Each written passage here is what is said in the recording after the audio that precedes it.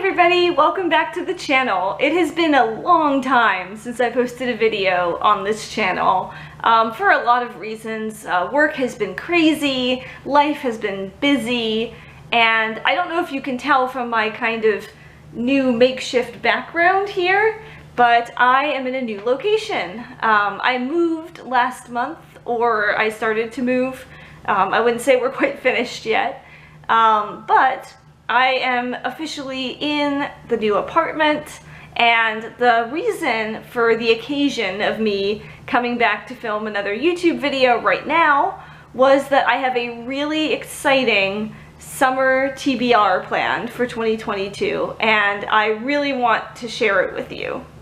So as of right now, I am about 2/3 of the way through my 7th book of 2022, which is actually a pretty good number for me at this point in the year. I usually read about a book a month because I'm quite a slow reader, and so if it's been 5 months and a week and I'm already 2/3 of the way through book 7, I'm kind of ahead of my normal schedule. The book I'm reading right now, by the way, is The Vanishing Half by Brit Bennett. It's a good book. I'm really enjoying it. And so for the summer, I have a whole bunch of stuff planned. I have 8 books that I definitely want to get to if I can, and then a bunch of alternates for if I have extra time.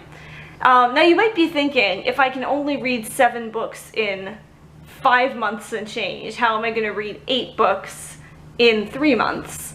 Which is a fair question. I will say, of the 8 books that I definitely want to read, only one of them is more than 300 pages. And I think 3 or 4 of them, maybe 3 of them, are under 200. So it actually is kind of a manageable goal, but we'll see if I get there. I do have one book that I'm probably going to read after the one I'm reading now, but before I start my official summer reading. And it is also a reread. I want to start with Winter's Bone by Daniel Woodrell. This is a book that I have read before, that I really love. I almost never read a book practically in one sitting, even if, in the case of when I read this book, I'm trapped on a plane from DC to the UK and there's nothing else to do. I really loved the movie version of this book. It was my favorite of the Best Picture nominees in 2011, which is really saying something considering Black Swan was also nominated that year. But this one narrowly beat it out as my favorite.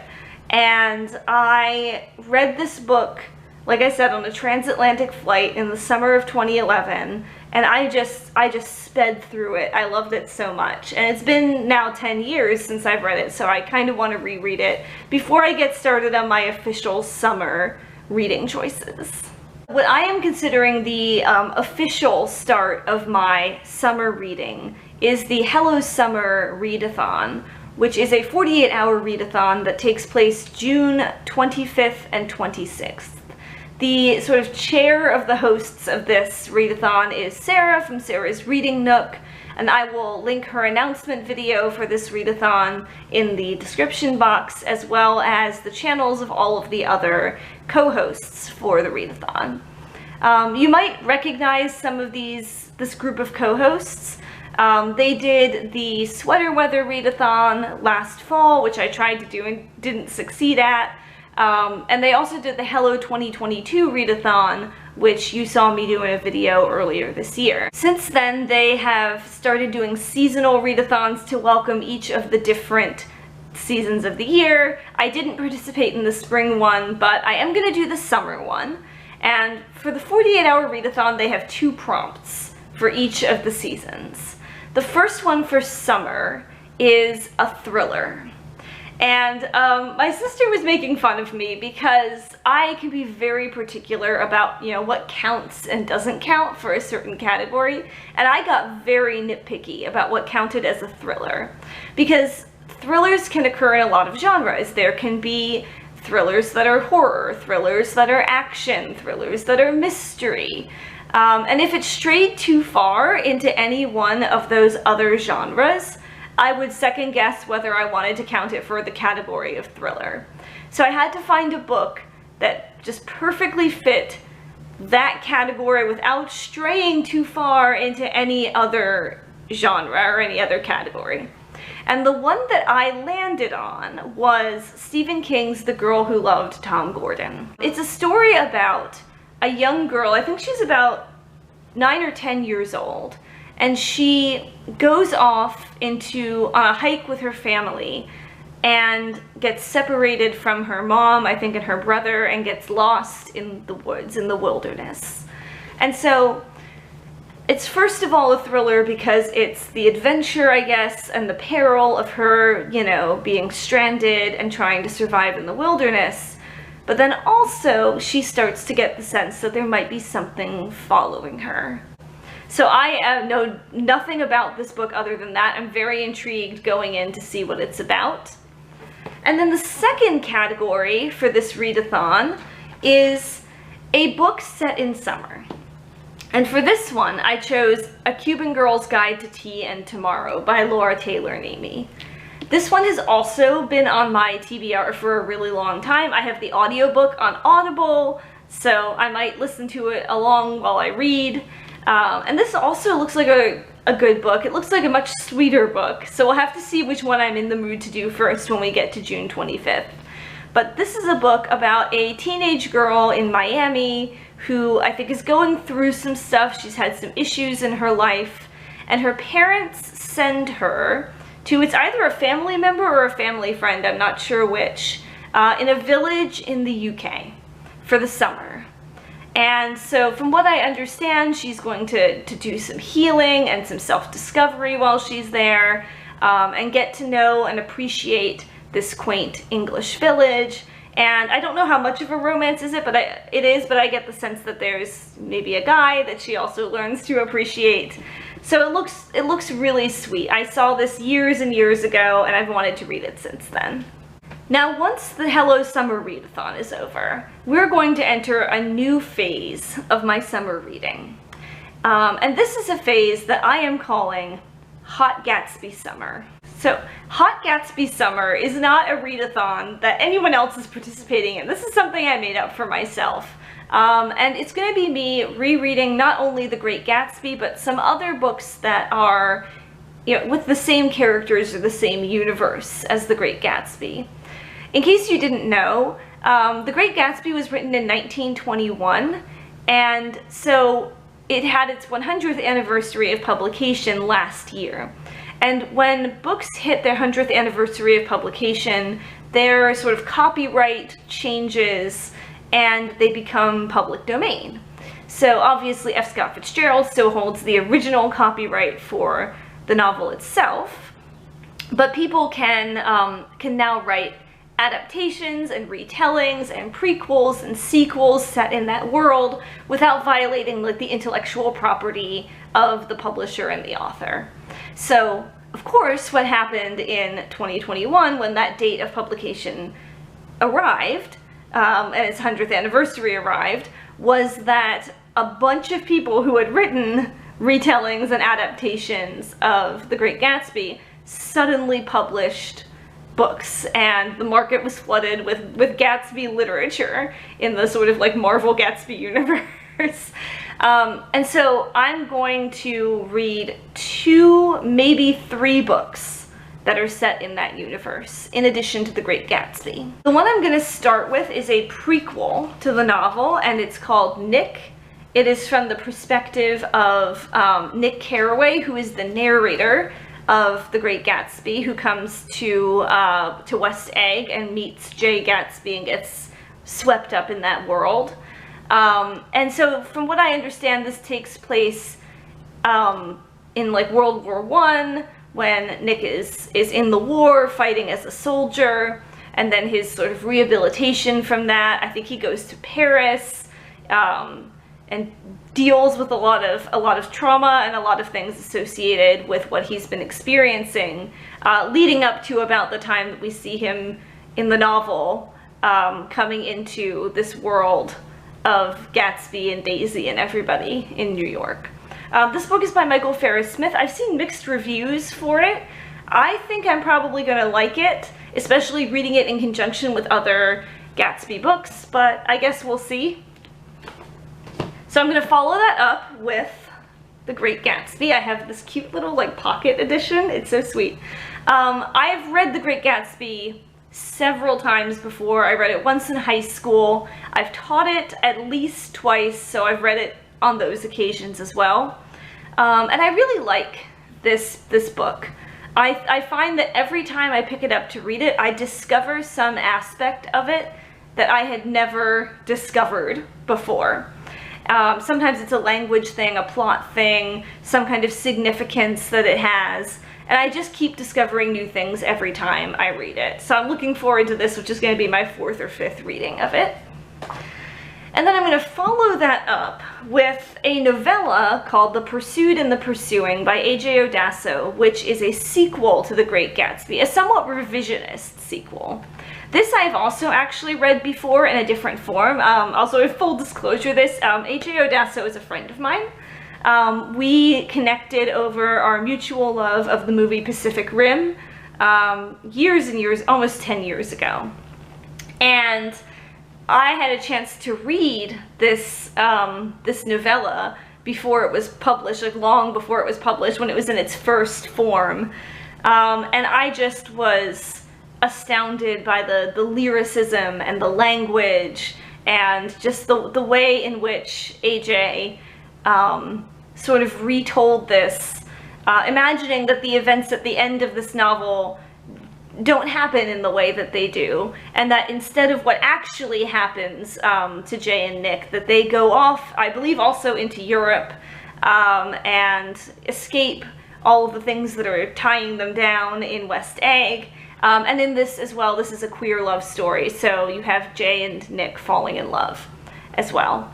So I'm looking forward to reading this again. I know AJ said they have some stuff in here that was not in the original, so things that are fleshed out more. That means that even for people like me who've read it before, there's something new, and I'm looking forward to it a lot.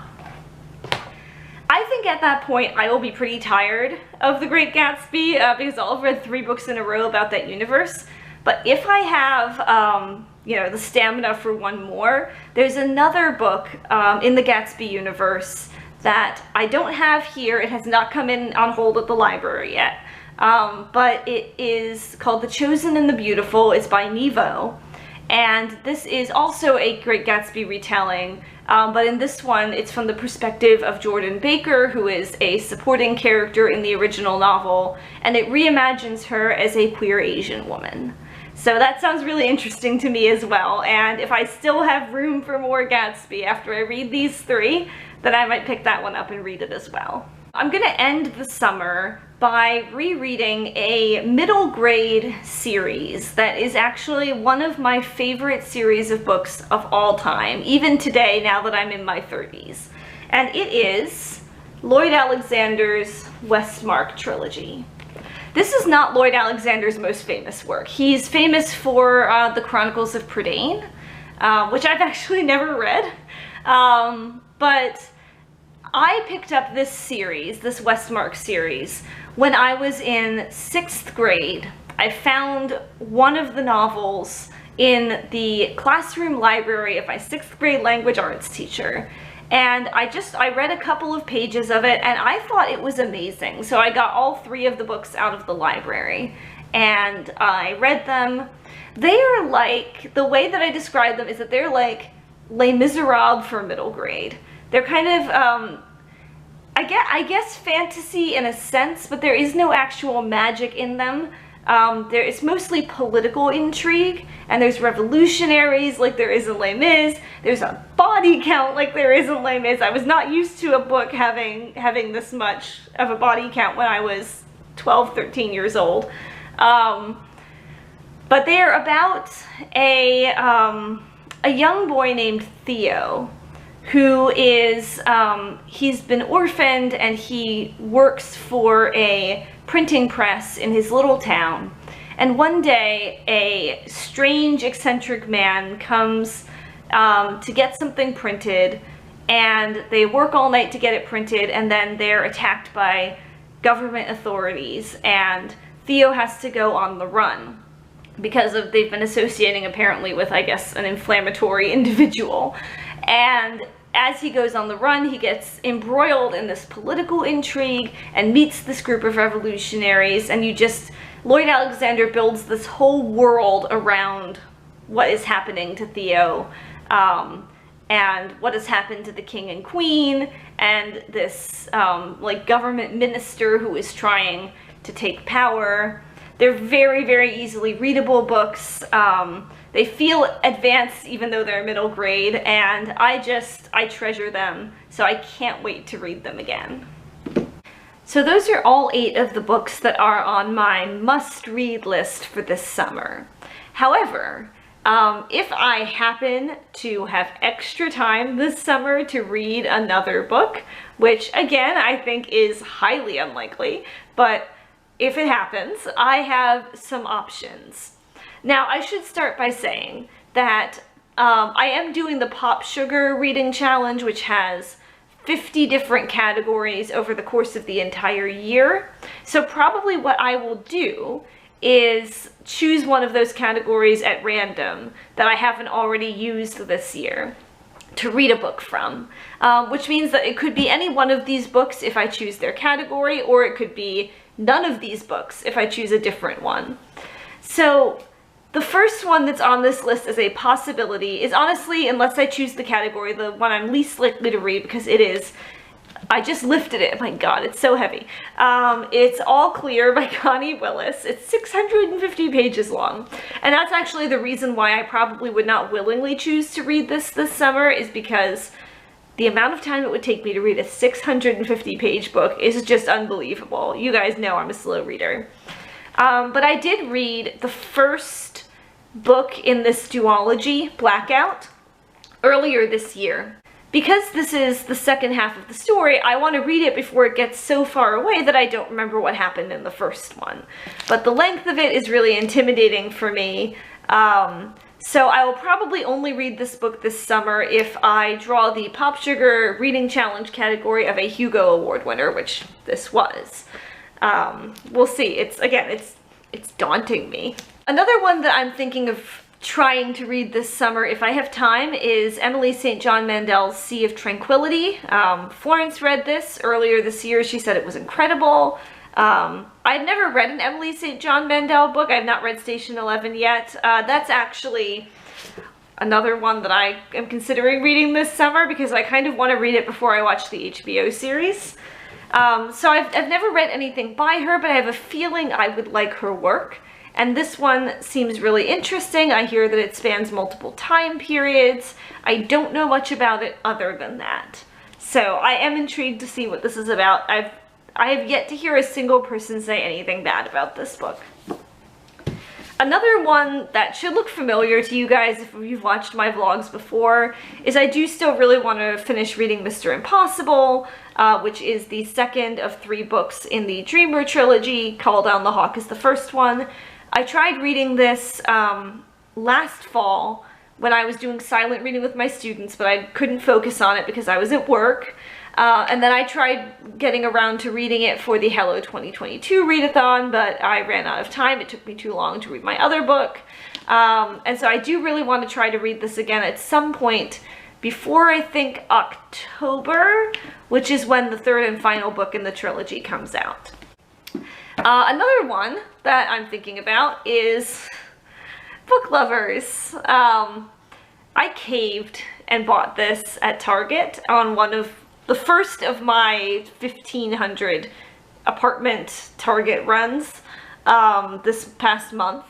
I said I wasn't necessarily going to buy this. I didn't say it out loud, actually, technically, but a lot of times it will take me forever to read a book after it first comes out. I'm not someone who grabs books off the shelf and reads them immediately. Like, I'll pre-order 1 or 2 books a year, maybe. And even then, it will take me weeks, if not months, to read them. So, especially ones that are getting a lot of hype, if it's not one from an author that I'm particularly invested in, I just usually won't pick it up until a year or more down the line. But this one, I can't stumble on, you know, Instagram, YouTube, TikTok, wherever. I can't turn my head without seeing someone saying this is their favorite book of 2022. Everyone loves it. And I know I'm gonna love it. I know that I will. So I saw it was 20% off at Target, and I caved and I said, you know what, we're gonna buy it. So this is one that I might read this summer. It obviously looks like a great poolside read. Great one to take on an airplane with you. So we'll see if I do that. And then the final one that I have here as a possible alternate is another one that might be fun to take on an airplane, which I am flying this summer to the West Coast for a wedding at the end of July. And so I've never read a Terry Pratchett book other than Good Omens, which he wrote with Neil Gaiman. So I've never read a standalone that only Terry Pratchett wrote. But my best friend is a big Terry Pratchett fan, and I thought it might be fun to take one of his novels on the plane to Washington State with me. So I sent her a message and I said, if you had to recommend me one Terry Pratchett novel that you want to be my first Terry Pratchett novel, it's the gateway drug, it's going to get me in the door, what would you recommend? And she said Masquerade, which I believe is a sort of, I don't know if retelling is the right word, send-up might be the right word, of the Phantom of the Opera. I'm sure it's going to be interesting. I know that he has a very accessible voice. I know that I like Phantom of the Opera, and I am interested in getting into his works. So I think this looks very promising. I'm probably going to take it with me on my trip. I might also take book lovers with me. We'll see how it goes. So those are the 8 books that I am absolutely committed to reading this summer, if at all possible, and the approximately 10 books that I would, you know, like to choose between as 1 or 2 additional reads for the summer, or at least that I would love to get to this year. I would love to hear what you guys want to read for this summer. If you have any particular recommendations, or if you have read any of the ones on this list that I haven't read that I'm about to read. And I will see you in another video very soon. Thanks for watching.